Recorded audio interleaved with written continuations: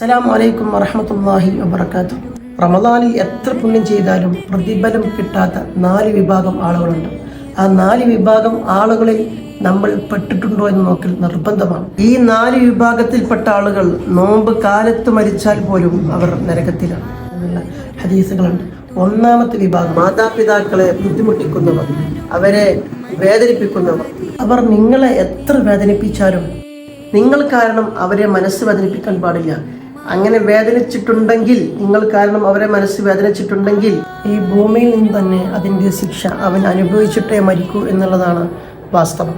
രണ്ടാമത്തെ വിഭാഗം കുടുംബബന്ധം മുറിക്കുന്നവരാണ്. കുടുംബബന്ധം മുറിക്കുന്നവരെ തൊട്ട് അള്ളാഹു നമ്മളിൽ നിന്ന് കാത്തുരക്ഷിക്കുമാറാവട്ടെ. മൂന്നാമത്തെ വിഭാഗം അങ്ങോട്ടും ഇങ്ങോട്ടും തെറ്റി നിൽക്കുന്നവർ, പിണങ്ങി നിൽക്കുന്നവർ. നാലാമത്തെ വിഭാഗം ലഹരി ഉപയോഗിക്കുന്നവർ.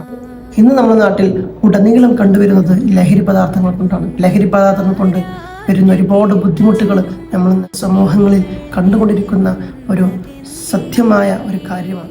ഈ 4 കാര്യങ്ങൾ സൂക്ഷിച്ച് ജീവിക്കാൻ അള്ളാഹു നമുക്ക് തൗഫീഖ് നൽകട്ടെ.